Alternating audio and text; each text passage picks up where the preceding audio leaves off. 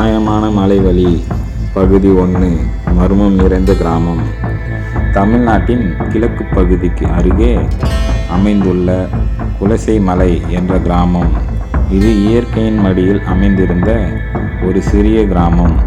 ஆனால் இந்த ஊரில் ஒரு மர்மமான ரகசியம் இருந்தது. மலைவழி.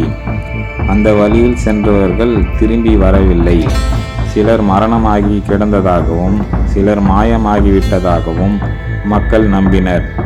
இந்த மர்மத்தை தீர்க்க வேண்டும் என்று நினைத்தவர் ஆதவன்.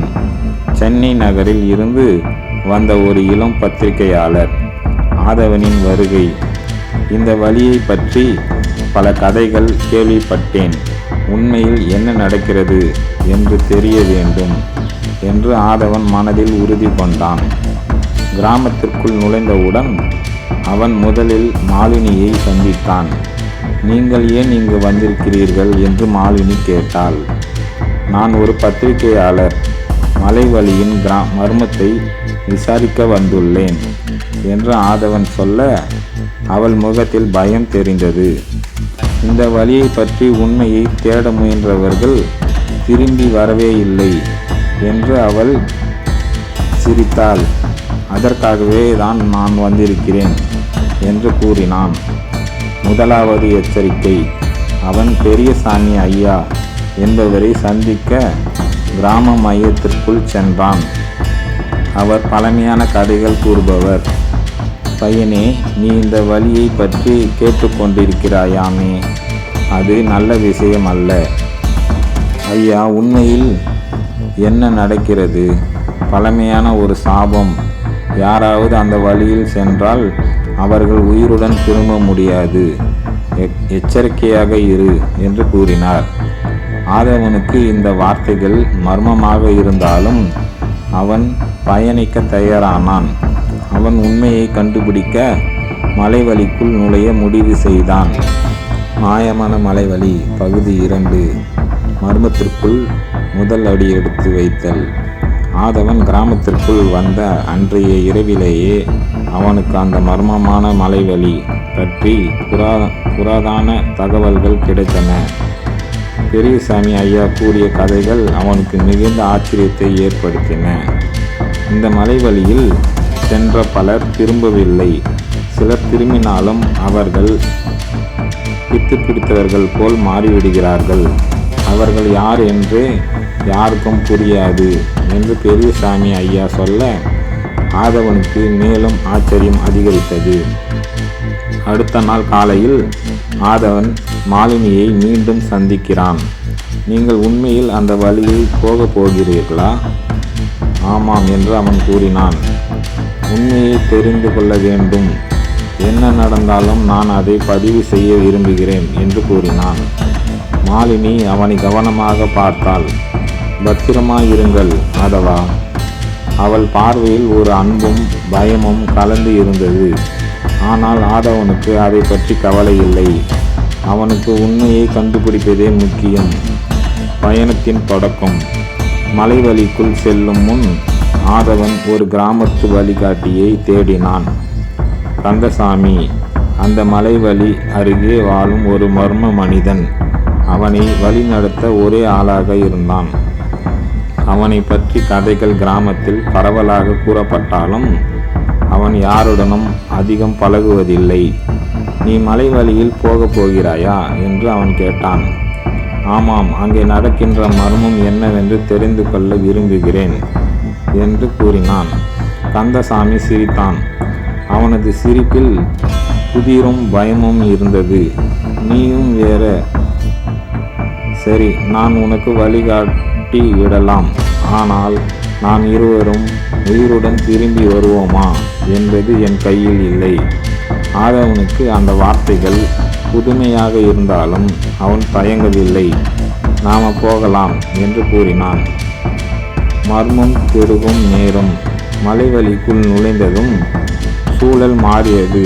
பச்சை மரங்கள், அடர்ந்த காடுகள், முறிந்த பறவைகள், வழியில் தோன்றும் பழைய இரகசிய கல்வெட்டுக்கள்.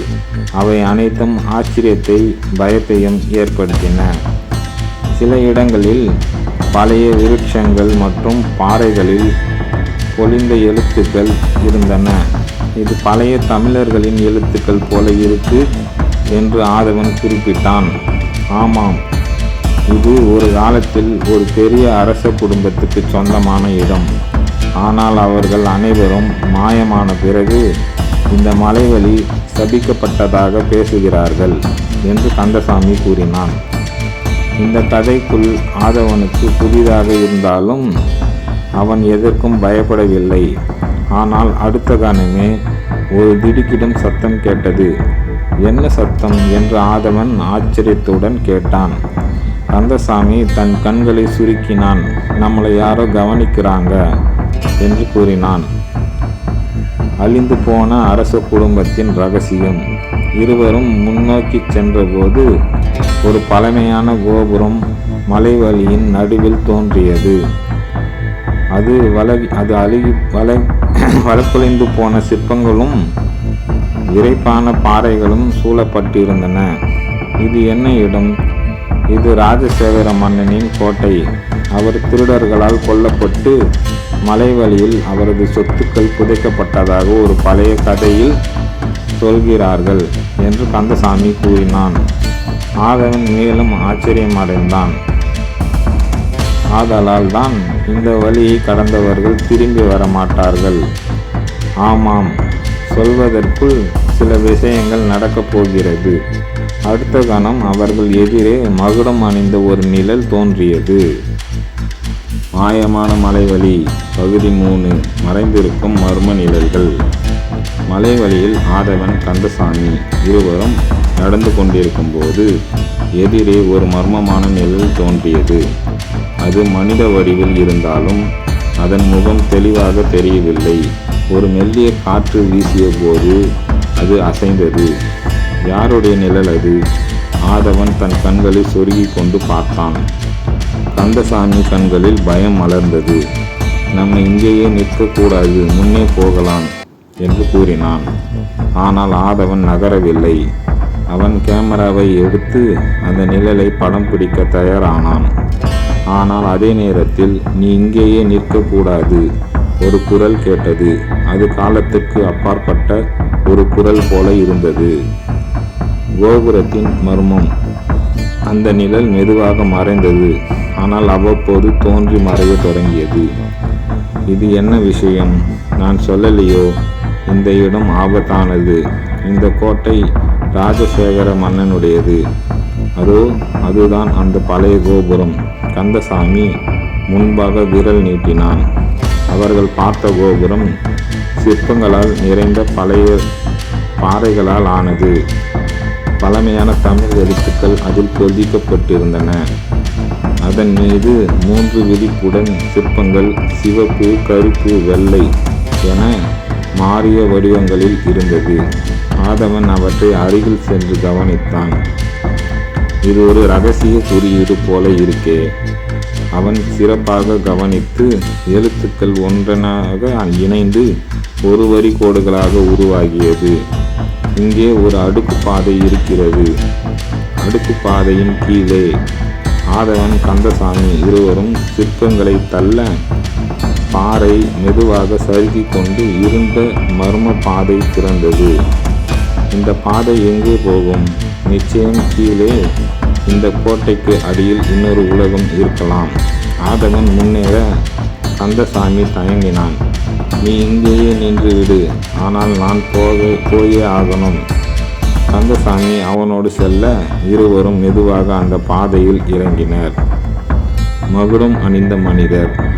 அவர்கள் இருவரும் உள்ளே சென்றவுடன் அருகே ஒரு பழமையான மண்டபம் இருந்தது. அதன் நடுவில் ஒரு பெரும் அரசரின் சாயல் கொண்ட மனிதன் அமர்ந்திருந்தான். அவரது மேல் பொன்னான ஒரு மகுடம், அகலமான இரத்த சிவப்பு ஆடைகள், கைப்பிடியில் ஒரு பாரம்பரிய தங்கக்கோல். அது முழுக்க ஒரு பழைய மன்னன் போல இருந்தது. ஆனால் அவன் உயிரோடு இருக்கிறானா அல்லது இவன் ராஜசேகர மன்னனா? கதை தொடரும்.